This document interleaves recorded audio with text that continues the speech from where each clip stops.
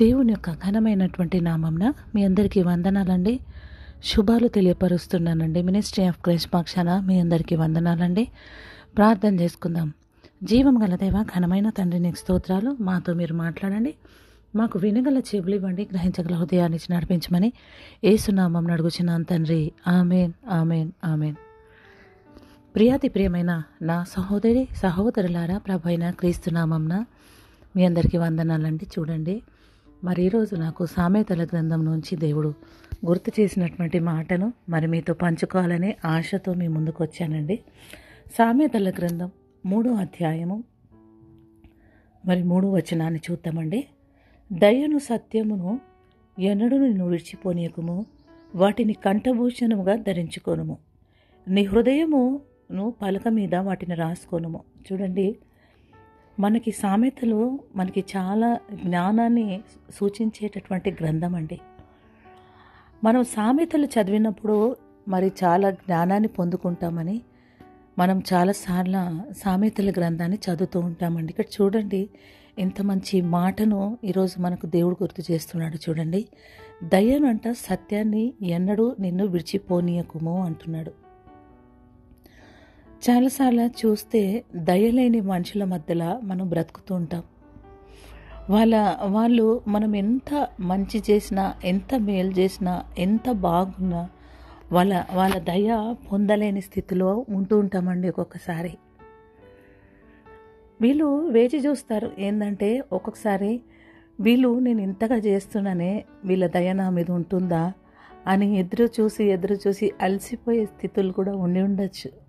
వింటున్న ప్రియమైన సహోదరి సహోదరులారా, మరి నీ జీవితంలో ఇలాంటి పరిస్థితులను ఎదుర్కొని ఉండొచ్చు. కానీ దేవుడి వాక్యం ఏం సెలవిస్తుందంటే, దయను సత్యము ఎన్నడూ నిన్ను విడిచిపోనీకుము, వాటినంట కంఠభూషణము అంటే మనం కంఠానికి వేసుకునే భూషణం ఎలా ఉంటుందో మనం కంఠానికి ధరించుకునేటటువంటి విధముగా మరి దానిని ధరించుకోవాలని మనకి ఈరోజు పరిశుద్ధాత్మ దేవుడు జ్ఞాపకం చేస్తున్నాడు.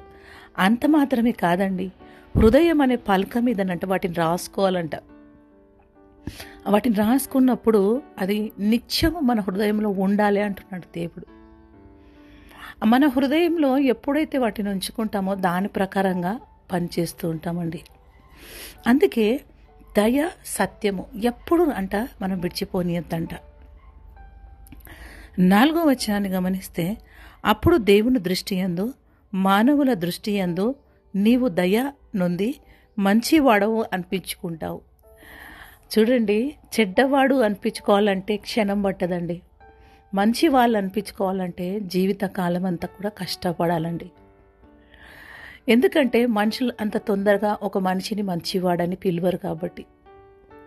చూడండి, ఒకవేళ మనము మంచి పనులు చేస్తూ మంచిగా ఉన్న ఎదుటి వ్యక్తి మనను మంచివాళ్ళు అనకపోవచ్చు, కానీ దేవుని దృష్టిలో నువ్వు మంచివానిగా మంచిదానిగా ఉంటావు కాబట్టి వాటిని అంటే దయను సత్యాన్ని ఎప్పుడు విడిచిపెట్టకుండా హృదయం అనే పలక మీద వాటిని రాసుకొని జీవించాలని ఈరోజు దేవుడు జ్ఞాపకం చేస్తూ ఉన్నాడండి. మరి గమనిస్తే మనము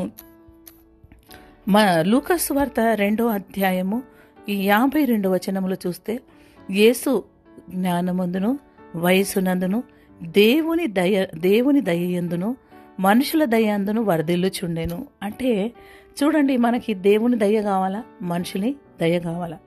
అందుకే మరి యేసు ప్రభు కూడానంట దేవుని దయందు మనుషుల దయందు కూడా వర్ధిల్లేటటువంటి అనుభవంలో యేసు ప్రభు ఉన్నారు.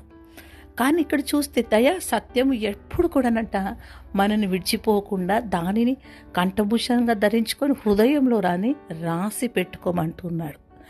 అప్పుడంట దేవుని దృష్టికి మానవ దృష్టి ఎందునట దయ నొందిన దానిగా నువ్వుంటావు. దేవుని దృష్టిలో మరి మానవ దృష్టిలో దయ నొంది మంచి దానిగా అనిపించుకుంటావు. కొంతమంది చూడండి, ఇంట్లో మంచి పేరు తెచ్చుకోవాలని చాలా ప్రయత్నాలు చేస్తుంటారు. ఎగ్జాంపుల్ మనం చూస్తే, కుటుంబంలో 2 కోడళ్ళు ఉన్నారనుకోండి, వాళ్ళు ఏం చేస్తారంటే ఈమె మంచి పేరు తెచ్చుకోవాలి, ఆమె మంచి పేరు తెచ్చుకోవాలని ఇంప్రెస్ చేయడానికి ఎన్నో ప్రయత్నాలు చేస్తూ ఉంటారు. అది కాదండి. ఎలా అంట, నిజంగా అంటే మన హృదయ అంతరంగంలోంచి మంచి మనసుతో మంచి చేయాలని మనము ఆ విధంగా జీవించాలి, కానీ ఓ మనుషులను ఇంప్రెస్ చేయాలని కాదండి.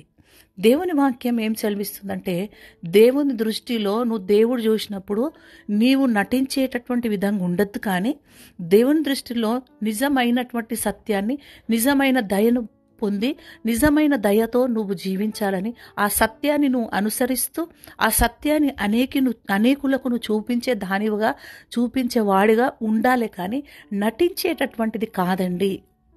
చాలామంది నటిస్తుంటారు దయ ఉన్నట్టు, సత్యాన్ని వెంబడించినట్లు, కానీ కాదు, అట్లా నటించద్దు అంటున్నాడు దేవుడు.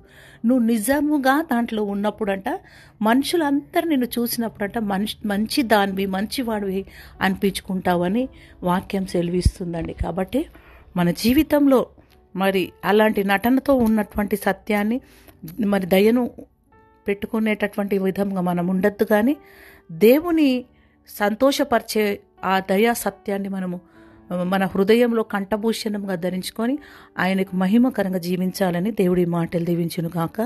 ఆమెన్. వందనాలండి.